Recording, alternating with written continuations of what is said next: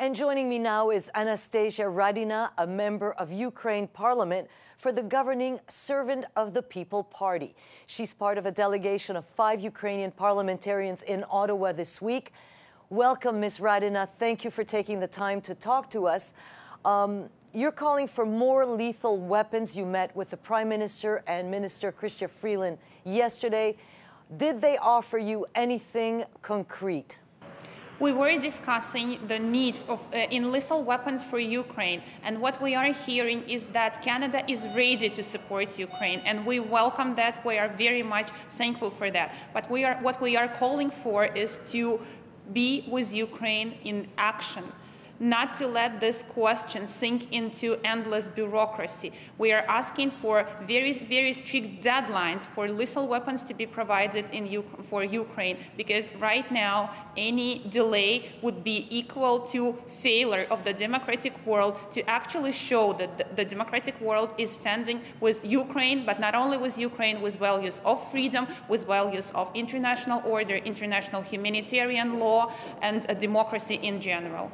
So when you say you want specific, you want to know specifically, what are you asking Canada specifically in terms of lethal weapons?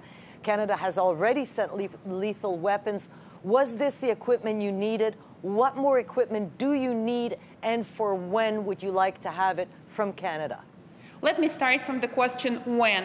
The proper answer to that would be not today, but yesterday. This is how urgent it is. When we are talking about what weapons we need to have, we have already received, for example, rifles. And that might have been helpful in stopping Russian army from advancing into Ukrainian territory. But in order to win, and the goal of Ukraine is to win, we actually need offensive weapons. We need air defense, we need fighter jets, we need tanks, and we need other lethal weapons that will help us actually press Russian army out of our territory. This is the only way to achieve sustainable peace in Ukraine. But did you get a commitment from Canada that any of these weapons, these lethal weapons that you need now, will be coming to Ukraine from Canada? We are hearing that this issue is being considered, and what we are asking for is to remember that things that are considered on the table are not helping on the ground, and Ukraine actually needs support on the ground in a very, very urgent way. So a little bit less words and a little bit more action is what you're asking for. Ms. Radina, what are you hearing back home? What is the situation on the ground now? We are not seeing strong commitments on the side of Russia to actually achieve peace in Ukraine. They are saying they are withdrawing their troops. Now, that is not true. In the regions where they say they are withdrawing, they're actually being kicked out by Ukrainian army. But in other regions, we see them trying to dig in cities like Kharkov or Kherson or Mykolaiv. There were another series of heavy bombings and shellings of residential areas tonight. So what we are seeing is that Russia is still holding this gun at our forehead. We are capable of winning, and this is our only solution. But for that, again, I have to reiterate, we need lethal weapons now.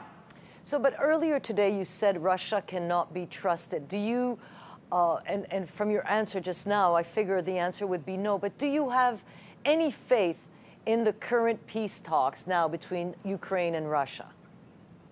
My feeling is that these are not real peace talks, because when should Russia have real commitment to peace, we would not be seeing another series of bombing of our cities tonight.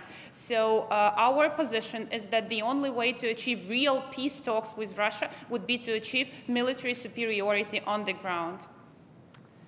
Anastasia Radina, member of Ukraine's parliament, thanks for talking to us, and we know that you are going to try to return to your country.